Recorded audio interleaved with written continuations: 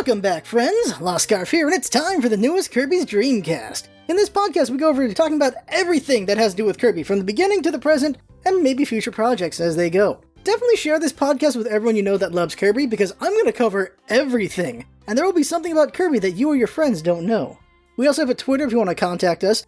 It's at Kirby Dreamcast, where we will tweet about the podcast and retweet about things like Kirby news and Kirby fan art and toys and so on.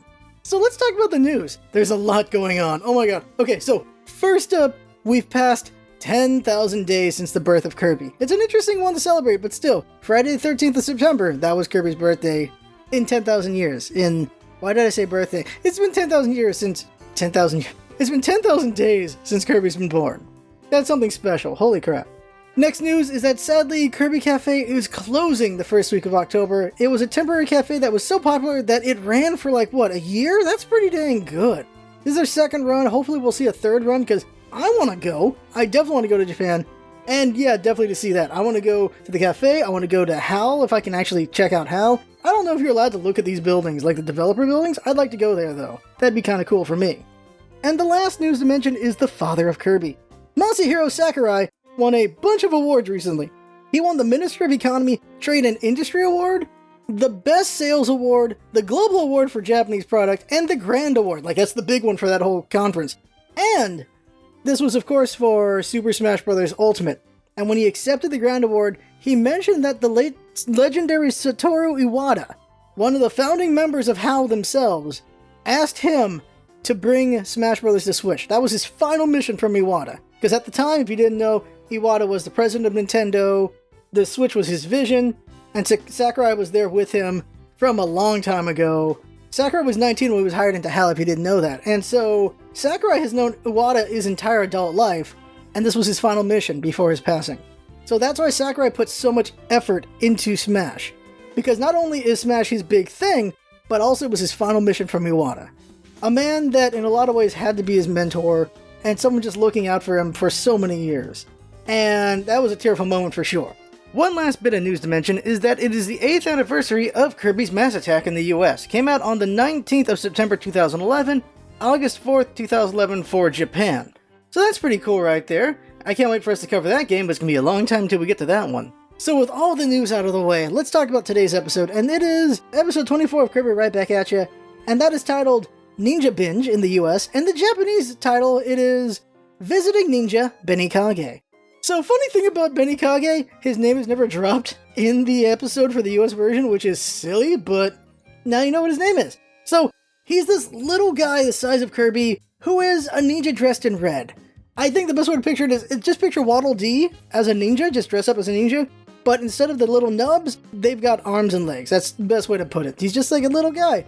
Another way is just, he kind of looks like a Hershey Kiss with that little thing at the top, like that. Best way to put it. His name means Crimson Shadow, and he is voiced by Andrew Rannells, who is actually quite famous on Broadway. He's won Tony Awards and stuff like that. He was the voice director of Kirby and Sonic X for 4Kids. We also talked about him in episode 10 of the podcast, when we talked about Chief Bookham. He will be his voice in the last 25 episodes of the anime, by the way. He's also the voice of Rick the hamster. I think Rick's a hamster.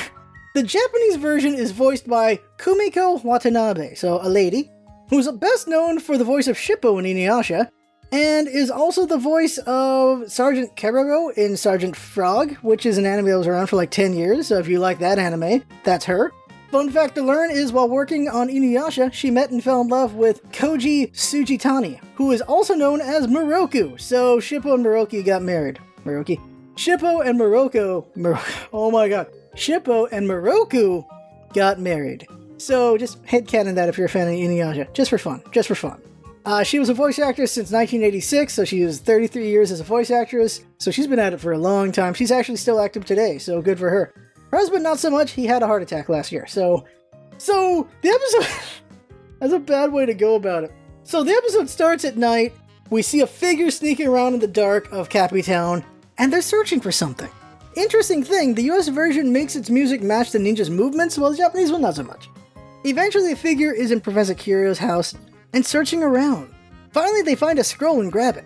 But the scroll is booby-trapped and wakes up Professor Kirio.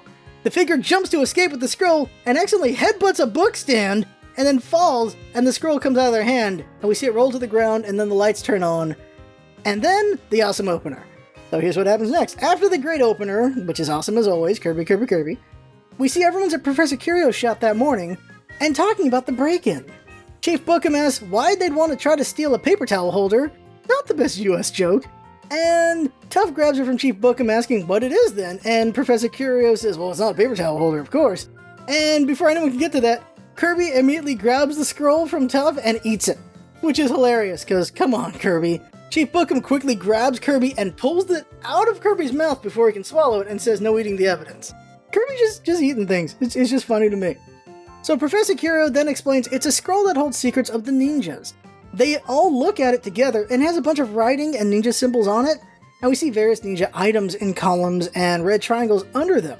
Tough then says, let's be ninjas, and Kirby cutely agrees. And what you see is you see kunais, ninja stars, shurikens, caltraps. You just see the usual kind of like ninja fair kind of things, the stereotypical stuff that's on there. And with that, we cut to later that day, and we see that King Dedede and Escargoon are driving into Cappy Town to investigate what's happened to Cappy Town, because everyone's missing. It's quite the mystery, and these two are going to detective it, apparently.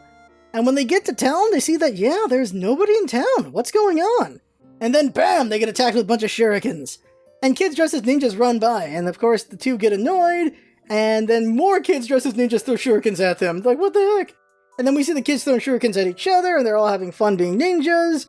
And eventually, King Dedede and Escargoon decide to get out of the tank so that they can attack the children.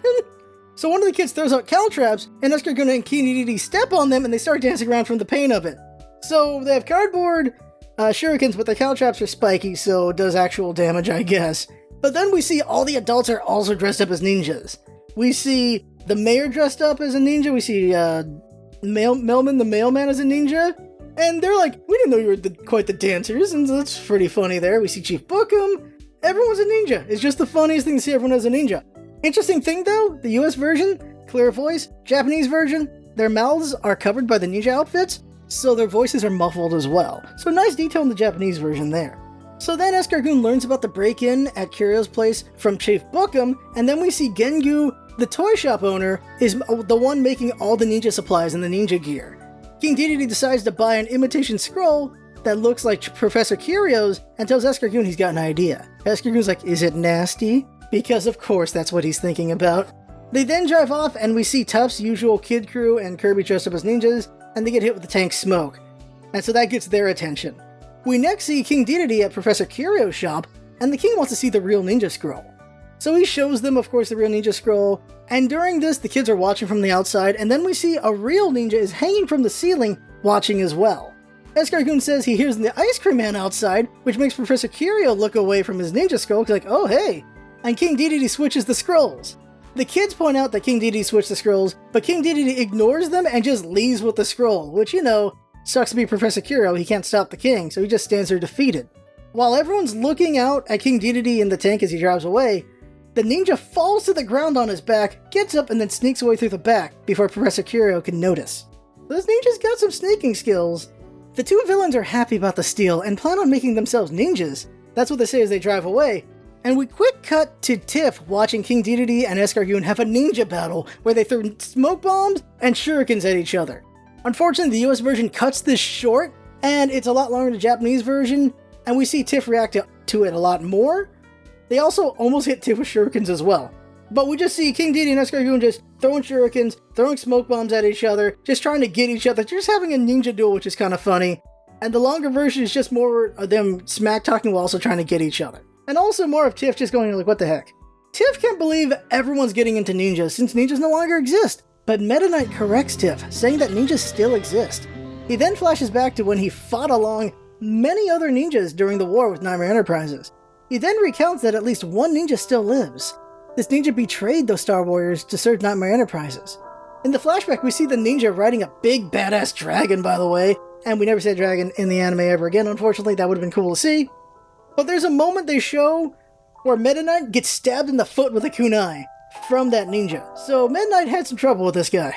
After the flashback, we comically see Escargoon try to climb a wall with plungers. Like, he jumps from one wall to the other, gets to the wall with the plungers, and they don't stick and he falls to the ground. and he says he should have known he'd take a plunge with these plungers. Oh my god. It's just cool seeing Escargoon move around more than normal. He's actually getting into the ninja thing. It's also King Dedede getting into it too. They're very active here. They're actually got some movement to them. Kind of interesting. Also, he just kind of looks like a Teenage Mutant Ninja Turtle from the top side, just because, you know, the head he's got. That evening, we see Kirby and the kids practicing their shuriken throwing at a target. Kirby's having fun, but he isn't landing a single shuriken, and they're giving him crap for it, but Kirby doesn't care. He's a kid and he's having fun. Toph decides they need to steal the real ninja scroll so they can learn how to be a ninja properly, though. So another cut, this time to that night, and we see Toph and Kirby sneaking around in the dark. Kirby looks really cute sneaking around because he's being very careful, and he's just smaller because they're using a top-down view, and he's got a flashlight on his hand. It's just a cute scene. It just looks really cute on Kirby because that's what Kirby is. And they sneak into Escargoon's room, and they find the scroll, and they steal it while he's sleeping. Then when they get into the hallway, Kirby senses something and sees a figure in the dark. And depending on the lighting of your TV, you could see the figure in the dark too, or computer. He then turns on his flashlight and he sees a ninja! They make a bunch of noise which wakes everyone up. Now Escargoon's awake, King Dedede's awake, Tiff and Falala and Fololore are awake as well, and they all come over to where they are. And the villains see the scroll and they're like, hey, we want that back, but Toph interrupts him and says, no, you're not getting this back, but besides that, there's a real ninja in the castle. And we see a ninja is hanging from the ceiling again, and they've got a really good grip, because it's full-on just hands holding themselves up to that ceiling. King Dedede doesn't believe them, of course, he thinks they're lying, but Toph protests. But no one saw a ninja as they ran there. So people came from every entrance, there was no ninja there, which means the ninja's got to be somewhere still in this area. So Kirby gets his flashlight and starts looking around. And then he looks up, and he finds the ninja! The ninja loses their grip and lands on Toph, directly on top of the boy, and they get the scroll as it comes loose out of Toph's hands, and then they run off. Then everyone is about to give chase, but the ninja turns around and throws a smoke bomb and hits all of them at once, and they get away. The ninja gets pretty far. They get all the way to Cappy Town, but the alarms are going off, people know there's a ninja running around, and so the entire village confronts him, and they throw shurikens at him. So Cappy Town is a Cappy ninja village now, and they're all throwing shurikens at this ninja. He gets overwhelmed, so he throws a smoke bomb at his feet, and he disappears and they can't find him. He ends up, of course, at the tree in the center of town, and he's hanging from that tree. He's hanging from one of their branches. And then we finally hear the ninja talk, as he asks, what's up with all the fake ninja stuff? Tiff, Toph, and Kirby get to the tree and search around for the ninja. Unfortunately for the ninja, the branch breaks and he falls down in front of them, and his scroll gets caught on another branch and opens up in front of them as well. When Toph looks to the scroll, the ninja jumps in front of the scroll and says to keep away or prepare to battle a real ninja. In the Japanese version, he says, look away from the scroll or face Benikage the ninja. They never give his name in the US version, I said that before earlier, and this is the point where he's supposed to give it, but they don't give it. So I'm just gonna call him Benny at times, just for short. He threatens them and then throws his shurikens at them and misses, and they hit the ground. And the kids are of course surprised by the miss, because it's a real ninja. Then Benny tries again and keeps throwing more ninja stars and keeps missing them. And the kids get a little disappointed that he's a bad ninja, because like, wow, he's not very good. Toph actually says he throws worse than Kirby, which is pretty mean. Now at this moment, Benikage says the shurikens are plastic anyway and just cries. In the Japanese version, he cries at his ineptitude instead. By the way, in the Japanese version, those shurikens, they make a metal sound. He totally tried to kill these kids. He's using real shurikens in the Japanese version, while in the US version they're saying they're plastics, because of course you don't want kids to want to throw real ninja stars. So they learn from Benny that the scroll is actually a report card, which means it's useless. It's just got items on there of what he was being graded on, which means everyone's just making assumptions on how to be a ninja. The triangles all mean fail, so he failed his entire ninja's courses. That's very unfortunate. And why he wanted the scroll back is so no one would see how humiliating it is. This dude hasn't succeeded in anything as a ninja. He don't want anyone to see it. That's not great. Think of your report card if you got straight F's. You want anyone to see that? And Toph then decides, you know what? He's going to teach Benikage and Kirby how to be ninjas, which has to be incredibly insulting to Benikage. And he does make an angry face when Toph says that. But he takes it anyway. He still learns to be a ninja. So the next morning, the Cappy village of ninjas are all tired from running all night looking for Benny, and they're asleep. And then we go over to see that Kirby and Benikage are practicing throwing shurikens, and Kirby is cutely enjoying himself as always. Toph keeps barking instructions at them, but they're both making zero progress. I wonder why. Could it be because this is not a ninja instructing them? Could it be Toph, who has 1 day of experience when it comes to ninja stuff, is instructing someone who went to actual ninja school. Like, what? It's such a weird concept that Tough is teaching Benikage when Benikage has actual ninja skills. He's actually done stuff, he's just not very good at all of it. Just really weird. But I guess, well, Benikage is just hoping it'll work, I guess. Back at the castle, King Dedede summons the ninja that Meta Knight was talking about. How convenient. He wants to hire the ninja to steal something. The ninja says at first that he's no thief, but once he hears it's a ninja scroll, they have his attention. Cut back over to watching Benikage and Kirby throwing shurikens, and Tiff and Tough think they're still not great, but then they see one ninja star get embedded into the target, and they're really excited, and they ask who did it, but Benikage says it was neither of them. That's because we've already got them here. King Dedede is there with Escargoon and the ninja, and they want the scroll.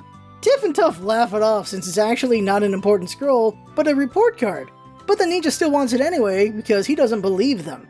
Tough says he doesn't want to give it to them since they're jerks, basically, and, well, this doesn't go well for them because now the ninja's gonna go after them. Now, in the Japanese version, the ninja thinks they're telling a weak lie, he just doesn't believe them. And yeah, all you know as this ninja is King Dedede wants an important ninja scroll, and these are kids, so they're probably gonna lie, and also who's gonna hire you for something as dumb as a report card? So he's gonna believe that this is something important. So the ninja demands the scroll, and they don't give it to him. So then Benikage takes the scroll from Tough and runs away, and the bad ninja catches up. By the way, he does this by running towards them, and he jumps off Kirby's head to catch up with Benikage. After that, Kirby makes a face that says, "Oh, I'm gonna kill this fool. I'm gonna kill him."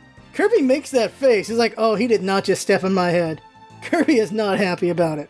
Falala and Fololo then show up as the two ninjas stare each other down, and they info dump to the crew that according to Meta Knight, this is the ninja that betrayed the Star Warriors, and King Dedede summoned him to get the scroll back. In the Japanese version, they tell them what his name is as well, and that is Yamikage, and we never hear this name in the US version either, which is unfortunate. I don't know why they didn't give us the names. So let me describe Yamikage. Yamikage is like a bigger version of Benikage, but he's like a full-size adult, and he has that typical samurai hair bun on the back of his head. While Benikage looks like a Wild D Ninja gear, this guy looks more like an upside-down egg in shape, but he's got bigger arms and legs and everything. But he's got big red eyes, and a scar on one eye. He also wears black instead of red, and his name translates to Dark Shadow. He's voiced by Eric Stewart, who's also the voice of Meta Knight, so that's funny. We've talked about Eric Stewart a few times in the past.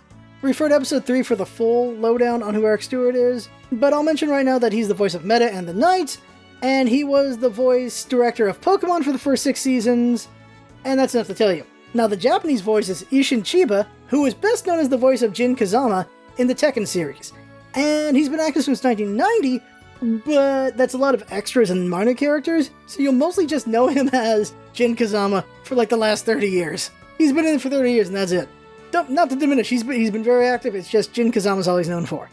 He does have a voice that I kind of know, and that is Sean Matsuda in Street Fighter 3. That's Ken's Brazilian student. We then see the two ninjas duel, and this time, Benikage's sword isn't plastic, it's real, because there's a lot of metal clashing going on here. The two trade sword blows a few times, and we then see Tiff tell Kirby it'll be up to him to defeat Yami, because of course it's Kirby. We then see Benny charge at Yami, and it's easily dodged. His sword gets embedded in a fence post, and Yami stands on the blade and watches it just fall through the fence, and then he jumps up and calls him a fool. Now, the Japanese version is a lot longer. We see Benny get beat back and nearly stabbed a few times as he hits the ground and dodging while he's fighting Yamikage. It's really unfortunate they cut this fight short, since the US version just makes it look like Benikage is just way worse than he is, since all we really saw Benikage do is, like, trade a little bit and then go for the charge and get beat. Whereas the longer version is, they trade a lot more, he nearly gets killed, and then he goes for the charge and gets beat. Like, there's just more to that fight. Benikage then frees his blade from the fence, and doesn't get killed from Yami somehow, who I guess is taking pity at the moment to just make fun of him, because he totally could have killed him while his sword was in the fence. And then Yami senses something and throws a kunai behind him. It hits Meta Knight's cape and sticks him to a tree. And this is supposed to be just reminiscent of what happened before. With a kunai, he stabbed Meta Knight in the foot to the ground. This time he stabbed him through the cape to a tree. So he's really good at just sticking Meta Knight, I guess. Benny then charges Yami again and gets knocked away. Yami then hits the scroll out of Benny's hand with a ninja star, and King Dedede grabs it and plans to build a ninja army with his Waddle Dee army. So good for him. Yami then goes for the killing throw with a kunai at Benny's face, but Kirby sucks it and becomes Ninja Kirby. Now, the way this transformation works is we see a ninja star swirling from above, and then Kirby lifts his head, because his head is where the swirl is, and then his head just has a transformation of the hat, which is that kind of like, best way to put it is if you ever seen like a samurai war movie that's that helmet kind of thing going on there, without the demon mask on the front, or just like, it's just a typical ninja headgear thing that you maybe have seen on some ninjas or samurai. And he's also got the hair bun as well, just like Yamikage. And he's got a green star on the front of the visor of it, and he's also got himself a ninja sword, so that's pretty cool right there. Kirby's ready to do some damage. And then Kirby goes on the offensive, and he just goes up and just starts hitting his sword against Yamikage's, just slashing and slashing, and it's putting Yamikage on the defensive. So that's pretty good right there. And Kirby is throwing out sword slashes, like he's sending out sword beams at Yamikage, and he's deflecting or dodging them. And Kirby does a double sword beam, showing that Kirby's really getting better at swords.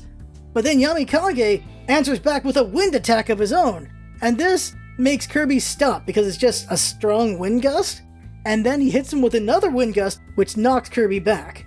He actually calls out his attack in the Japanese version, which is translated to Wind God, but he doesn't say anything in the US version, he just does the attack. So, yeah, just different versions of things. When Kirby gets knocked back with the second wind attack, Yamikage rushes in for the kill. He goes over to Kirby, lifts up his sword for the stab, to stab it right down into Kirby, right into his face. The kids are scared. Tiff calls out to Kirby's name because she thinks he's gonna straight up get killed right now, because he totally is. And the sword, you get to watch this, goes straight into Kirby's eye. He stabs it into Kirby's head, right into his face, right into his eyeball, right there. Jinx will probably have a freeze frame of this on the screen for the YouTube version. And Kirby's just sitting there dumbfounded with a sword in his face, right in his eyeball. Holy crap. But then, if you've played the games or know what ninjas are, Kirby disappears. Benikage shouts in shock that Kirby's learned a teleportation technique. In the Japanese version, he calls it doppelganger technique, because that's exactly what it is. It's a ninja technique. Yamikage is confused because Kirby's not in front of him anymore, and then Kirby reappears behind him and grabs him from under his arms, and they fly up into the air, and then Kirby slams Yamikage back into the ground, doing the Kirby ninja suplex in the games, and it's super effective. So this is a really nice thing from the games. This is accurate to the games. Kirby, when he is using the ninja ability, sometimes if he gets hit, he'll actually disappear, because that was a fake Kirby that got hurt, and then he'll reappear, and they can grab the enemy, and then do this big slam with them, and it's like a giant suplex, so it's pretty cool that it's in the show. That's pretty awesome right there. So after the suplex, Kirby loses his ninja powers, but thankfully it was enough. Yami lays defeated on the ground. He got wrecked. And he calls out that he'll get his revenge, and he then disappears in a puff of smoke. Kirby looks around confused as to where's his newest playmate gone, because Kirby was having fun beating him up.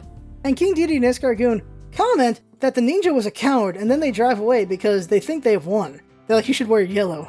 We then see Yami running away from everything, saying it must have been Midnight he saw. And so that means Kirby must be a Star Warrior as well, and they must be the last two, which means he's going to be back someday to have his revenge. Meta Knight tells Kirby then that he's surprised him this time, but he won't next time, so they must train harder. Unfortunate fact, we're never going to see Yamikage again, so all that training for something else. Later that day, everyone says their goodbyes to Benikage on a bridge. He plans on going back to ninja school and passing with straight circles. Seeing Kirby improve so much has inspired him to do the same. Thing is, of course, Kirby is kind of a special being, so good luck, Benikage. Kirby is he's a prodigy, or Kirby's just infinite power. Kirby's kind of powerful, so good luck, Benny. Good luck. By the way, we also will never see Benny again. It's unfortunate. He then says, check this out, and jumps in the air and disappears. And everyone's impressed. But then they hear a splash, and Benikage is struggling to stay afloat in the water. As he's floating down the river, Tiff asks if he can swim, and he says that's his next class, so he better get practicing now. Everyone says goodbye as he drifts along the river.